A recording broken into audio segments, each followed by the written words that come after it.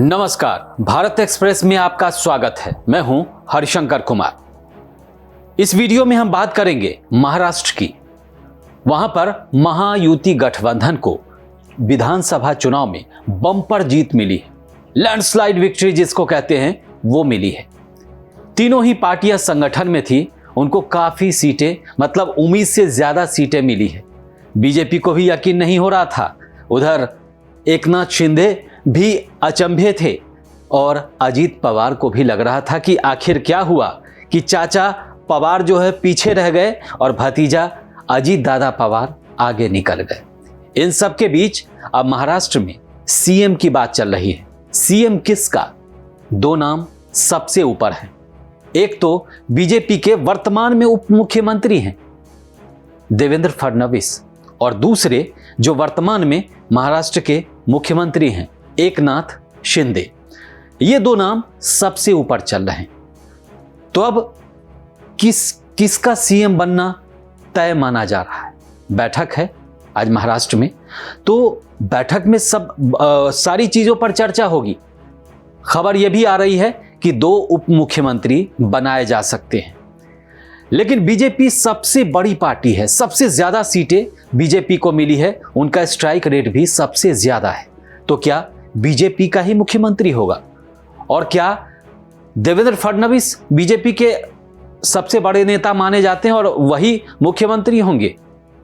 तो बाकी जो संगठन में दो दल हैं, एकनाथ शिंदे गुट जो है शिवसेना का और अजीत पवार गुट, इनको ये रास आएगा, इनको पसंद आएगा कि बीजेपी का सीएम बन जाए। हालांकि गठबंधन है और सबसे ज्यादा सीटें बीजेपी ने जीती है। दूसरा पहलू यह है कि अभी जो इतनी बम्पर जीत महायुति को मिली है, तो सीएम कौन है? सीएम तो एकनाथ शिंदे हैं, तो उन्हीं की अगुवाई में जीत मिली है? नहीं, ऐसा नहीं है, क्योंकि महाराष्ट्र में प्रधानमंत्री मोदी ने भी प्रचार किया है। उन्होंने भी जोर शोर से प्रचार किया है, अमित शाह भी प्रचार किया है, उन्होंने भी किया है, और बीजेपी के तमाम बड़े नेता वहां प्रचार के लिए गए थे।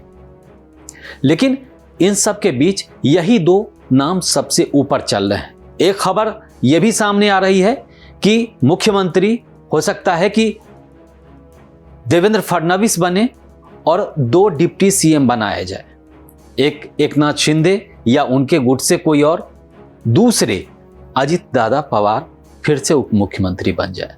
ऐसी खबरें भी आ रही है। हालांकि आज ज्यादा चांस है कि आज इस बात की घोषणा हो जाएगी। मंत्रिमंडल पर भी बात करते हैं तो पार्टी के कई सारे बड़े नेता हैं जिनका नाम चर्चा में है। लेकिन अभी वक्त से पहले बहुत ज़्यादा नाम बताने की बात नहीं होनी चाहिए। लेकिन सबसे जो अभी मुख्यमंत्री की चर्चा है इन्हीं दो नामों की है, और महाराष्ट्र के राजनीति में इन्हीं दो नामों से कोई ना कोई वहाँ का अगुवा होगा, कोई ना कोई वहाँ का मुख्यमंत्री होगा। इस बीच में विपक्ष भी हैरान है। हैरान इसलिए है कि विपक्ष की इतनी सीटें कम कैसे हुई। शरद पवार महाराष्ट्र के बड़े नेता माने जाते हैं। क्या उनकी पार्टी इतनी कमजोर हो गई कि वो इतने कम सीट जीत पाए? उद्धव ठाकरे जो हैं वो भी महाराष्ट्र में एक समय बाला साहब ठाकरे, उसके बाद उद्धव ठाकरे, इससे अभी जो वर्तमान सरकार, इससे पहले उनकी सरकार थी।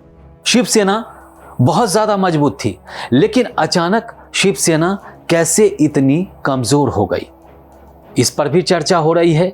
इसके अलावा कांग्रेस महाराष्ट्र में बहुत ज्यादा मजबूत दिखती तो नहीं थी, लेकिन कई बार कांग्रेस ने अच्छा परफॉर्म किया गठबंधन में।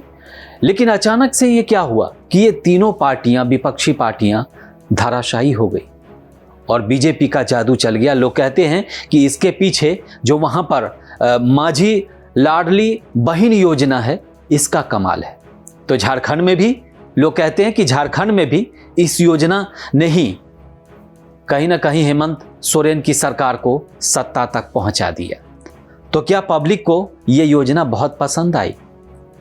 महिलाओं ने, जो आधी आबादी मतलब महिलाओं ने क्या चमत्कार किया दोनों स्टेट में, इस पर भी काफी चर्चा हो रही है मीडिया में, काफी चर्चा है।